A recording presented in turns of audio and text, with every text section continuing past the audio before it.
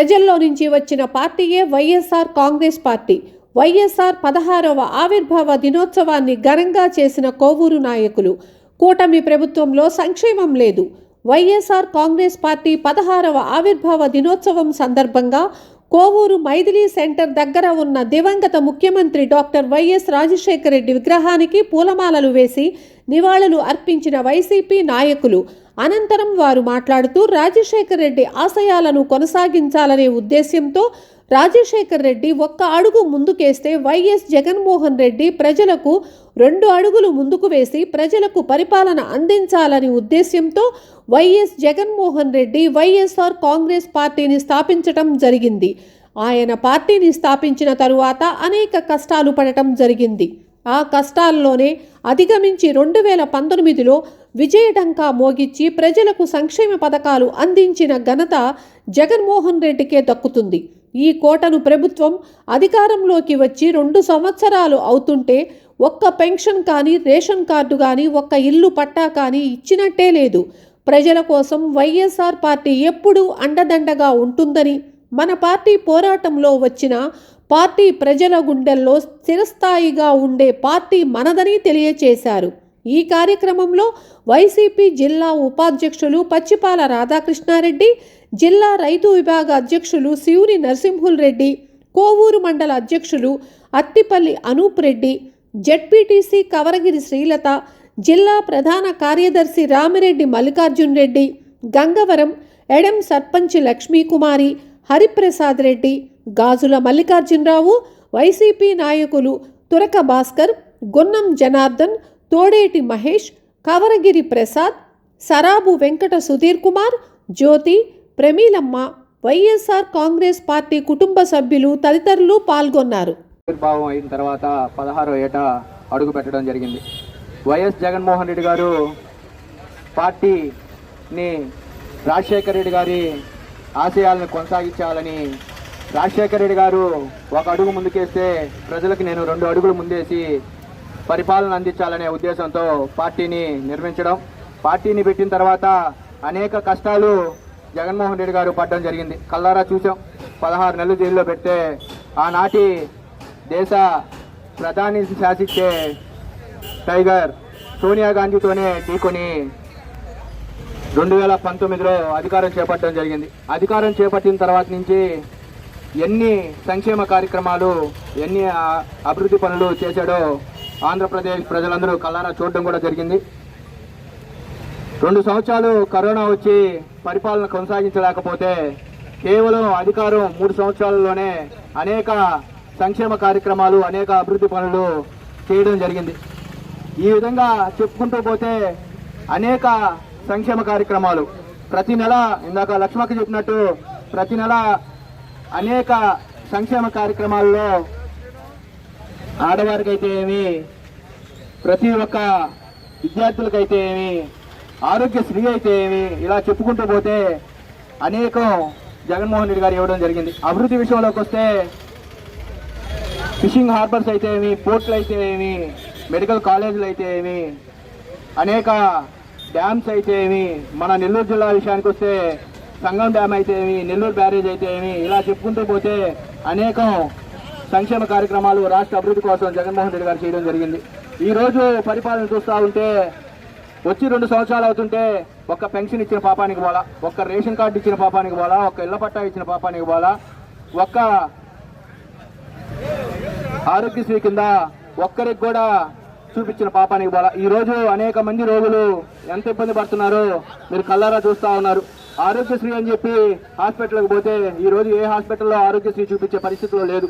ఎందుకంటే ఆరోగ్యశ్రీ గతంలో 5 లక్షలు ఉన్న ఆరోగ్యశ్రీని జగన్మోహన్ రెడ్డి గారు 25 లక్షలకి అనేక వైద్యాలకి చూపించడం జరిగితే ఈరోజు మాత్రం ఒక్కదానికి కూడా ఆరోగ్యశ్రీ కింద చూపించే పరిస్థితిలో లేదు. ఇంకా 108, 104 ఆఖరాకి పశువులకి సైతం అంబులెన్సులు పెట్టిన ఘనత ఒక జగన్మోహన్ రెడ్డి గారికే సాధ్యం అవుతుంది. ఇలా చెప్పుకుంటూ పోతే జగన్మోహన్ రెడ్డి గారు చేసింది చాలా ఉంది, కానీ చెప్పుకోలేకపోయాం. రాబోయే రోజుల్లో తిరిగి మళ్ళీ ప్రజల పక్షాన, ప్రజల కోరిక మేరకు, ప్రజలతోనే ఏ సమస్య ఉన్నా కూడా వైఎస్ఆర్ కాంగ్రెస్ పార్టీ నిలబడుతుందని చెప్పి తెలియజేసుకుంటూ జై జగన్. కటింగ్ జెండావిష్కరణ కార్యక్రమం జరుపుకుంటున్నాం. కాబట్టి ఈ సింహం అంటే జగన్మోహన్ రెడ్డి గారు 15 సంవత్సరాలు పూర్తయిన తర్వాత ఈ కార్యక్రమాలన్నీ పెట్టడం జరుగుతుంది.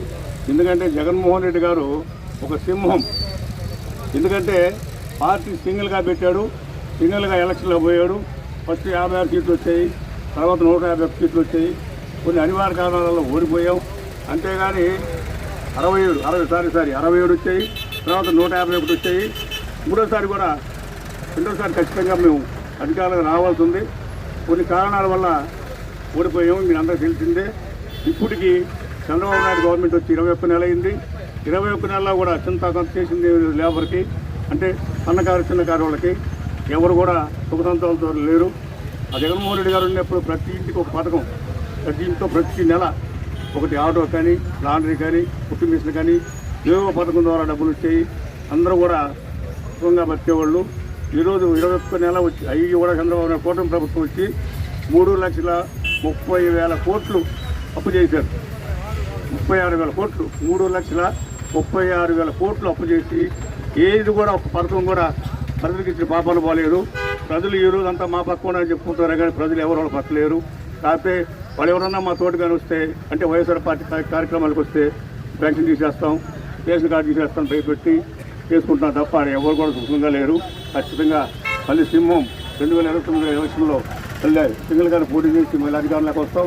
అందరూ రాష్ట్ర ప్రజలంతా కూడా అప్పుడు సుఖసంతాలతో ఉంటారు అని కోరుకుంటున్నాం. నాయకుడి కోసం ప్రాణాలు అర్పించిన వాళ్ళు ఎవరూ లేరు. అలాంటి మహానేత చనిపోతే ఓదార్పు యాత్ర చేయాలని పర్మిషన్ అడిగితే కాంగ్రెస్ ప్రభుత్వం ఇవ్వలేదు. అక్కడి నుంచే జగన్మోహన్ రెడ్డి గారి పోరాటం మొదలైంది. ఓదార్పు యాత్రలో మహా సంకల్పంలాగా ఆంధ్రప్రదేశ్ అంతా కూడా తిరగడం, రాజశేఖర రెడ్డి గారి విగ్రహాలు ఆవిష్కరించడం జరిగింది.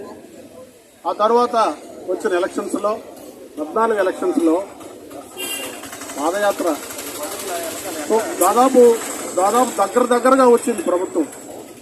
కొన్ని కారణాలతో రాలేకపోయింది. తర్వాత పాదయాత్ర 16 నెలలు వాడెవరో ఒక స్లిప్ మీద అవినీతి చేశాడు అని చెప్పి ఒక స్లిప్ పెడితే దాన్ని సుమోటోగా తీసుకుని 16 నెలలు జైల్లో పెట్టడం జరిగింది.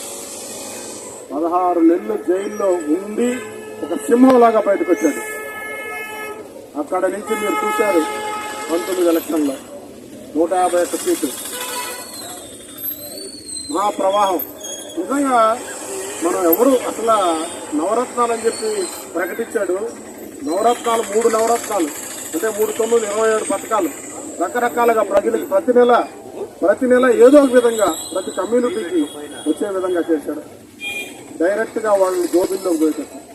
అప్పుడు వ్యాపారాలు కూడా ఇప్పుడు ఎవరిని అడిగినా సిమెంట్ అంగడాయని అడిగితే వ్యాపారం లేదు, ఇటుకురాళ్ళ అంగడాయితే వ్యాపారం లేదు, బట్టల అంగడాయన వ్యాపారం లేదు, బంగారం అంగడాయన వ్యాపారం లేదు. అంటే ఏమి రావడం లేదు ప్రజల్లోకి. అక్కడ ఒకటో తేదీ ఇచ్చే 4,000 తప్ప ఏదీ రావడం లేదు. సూపర్ 6 అయితే ఏ ఒక్కటి కూడా సక్సెస్ఫుల్ గా చేయలేదు. అన్ని మొదలుపెట్టారు, ప్రతిదీ మొదలుపెట్టారు, ఒక్కటి కూడా సక్సెస్ఫుల్ గా చేయలేదు. అందువల్ల జగన్మోహన్ రెడ్డి గారు మరలా రావాలి. ఇంకా 3 సంవత్సరాలు మాత్రమే ఉంది.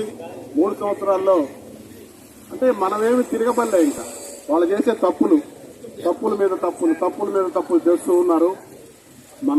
వాళ్లే మన చేతికి ప్రభుత్వాన్ని ఇస్తారు. ఈ లోపల ఓపికగా కార్యకర్తలు చాలా కష్టాలు పడుతున్నారు. రాష్ట్ర వ్యాప్తంగా నరకం చూసేస్తున్నారు. ఒక ఫ్లెక్స్ లో ఒక ఫోటో వేస్తే వాడి మీద ఒక కేసు, ఇంకేదన్నా గట్టిగా ఇప్పుడు నేను మాట్లాడితే నా మీద ఒక కేసు. ఇంతకుముందు మేము 40 years గా నేను రాజకీయాల్లో తిరుగుతున్నా.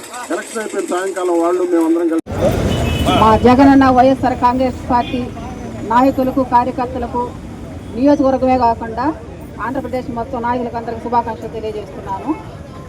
అట్లాగే ఈ కూటమి ప్రభుత్వం అధికారంలో రాగానే మా నాయకుల మీద, కార్యకర్తల మీద చాలా కేసులు పెట్టడం, దౌర్జన్యాలు చేయడం చాలా జరుగుతూ ఉన్నాయి.